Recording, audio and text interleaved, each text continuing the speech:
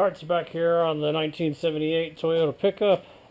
Been working on the tunnel, so I got a lot of the firewall, well, all the firewall fabricated really. You see that, I got to do stuff in a bunch of little panels because I don't have the talent to make giant panels with all those angles and, get that all pretty, because I get, these little sections in here, like trying to make a panel that covers all that. Like, I just don't have the skill for it. So I'll make a couple little panels. Means I got to do a bunch more welding than somebody that's awesome, but I'll get it done. So those are all in. I did end up just making a long piece to extend the floor on the passenger side. And so I just had it start all the way over here and just had a long piece all the way down, and I figure now I'll just tie into that for everything. Ran a crappy little bead across it because it's hilarious to run those weird old beads on there. And then started working on the trans tunnel. So when I got that piece in, this piece wasn't lined up with it at all. It was way lower. And so I threw a level across the cross member that was through the middle of the floor. And, from just me, like, climbing around in here and, putting a bunch of weight on it, I had pressed the floor down so it had a big concave dip in it. And so it was way out of level, driving the floor down, which was just making everything going to end up be weird. Also, if I push the floor down, all that means is I have to make the trans tunnel bigger.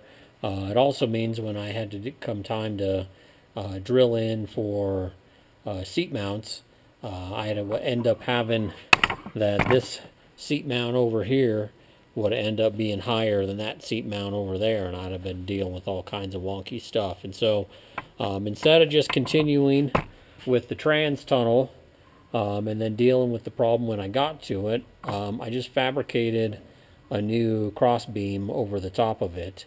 The old one was similar to that, so I kind of used the old one as inspiration for the one that I made. So this is the old trans tunnel and shift area, so you can see, where the old shift boot came through.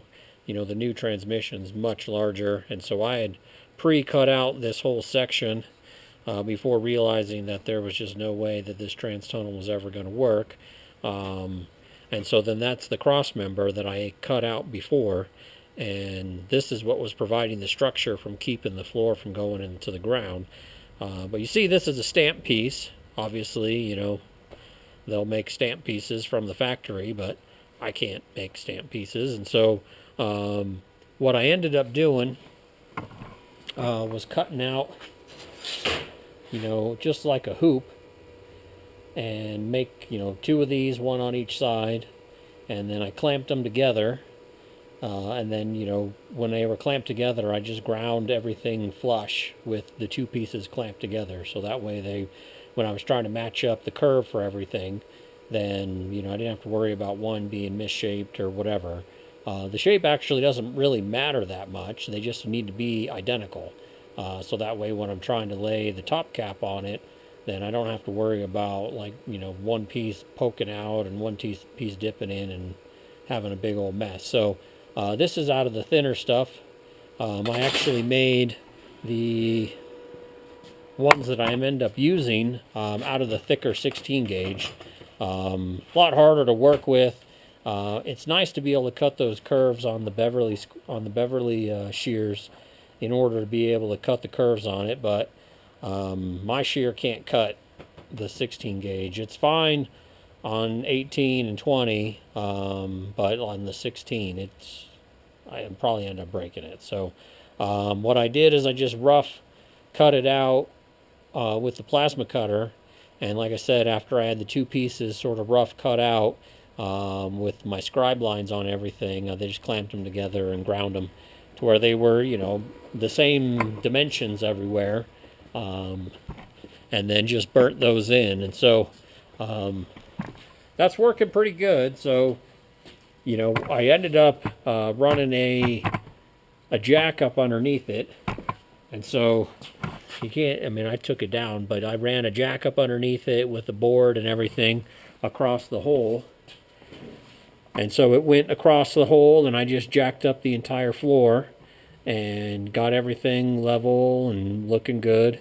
And then just started, like, you know, put in one side of it, tacked it in, the other side, tacked it in, and then laid the top cap over the top of it and got that all, you know, tacked all the way around. So this piece is interior to the car. So, you know, there will be water coming from the underside from, you know, I'm driving in the rain or whatever. But when I come and make the trans tunnel around here, I'll put it, you know, I got to get a cap piece up underneath here in order to shield that off. So I don't know if I'll seam weld the whole thing. You know, that's a lot of extra weld. And then, you know, this side of it won't be subject to any water. So there'll be, you know, another piece that I haven't made underneath here that'll cover this up. And so, like, this piece, you know, I think it's fine just to have a bunch of tacks all over that. So we'll see. I still, you know, obviously I have a shit ton of welding in order to get all of this stuff, you know, seam welded all the way through, or stitch welded, whatever. And so I got to get this cab turned up on its side and, you know, weld the hell out of all the stuff that I've done. And so when I do that, I'll get up under there and I'll finish capping that off. I don't particularly like working above my head. You know, you get to welding with that thing and it just, like a shower, sparks going down your back and in your hair and stuff. And so, you know, I don't want to do that right now. So I'll just continue the trans tunnel along the whole thing, and it'll just kind of come down, and then it'll meet up with this piece, and then I'll have this piece tied into the existing tunnel. And so I gave myself lots of clearance, and so in this section here I gave myself 1.25 inches all the way around it. And so I got lots and lots of room all the way around, so I don't need to worry about that. And then I'll tie it, you know, all along here, along the bottom, the side. I'll, you know, bead roll it all in. That'll give it a little bit of lateral stability. Right now it's kind of wobbly side to side. It's super strong vertically. And so, like, you know, this piece here, you know, with the arc in it, and then you see that I brought it all the way from this edge all the way over. It gives it a lot of stability because these pieces, you know, they don't want to deflect in this direction. So with the top cap on it, it keeps it straight. And, you know, this piece of metal doesn't want to deflect in this direction. There's not much lateral stability with it. But once I tie it all in, it should be fine. So, yeah, making good progress. I got to move all this stuff in here, get that one hooked in. So, you know, if I get after it, I might have a trans tunnel by the end of the weekend. So, looking pretty good. All right, thanks. See you in the next one.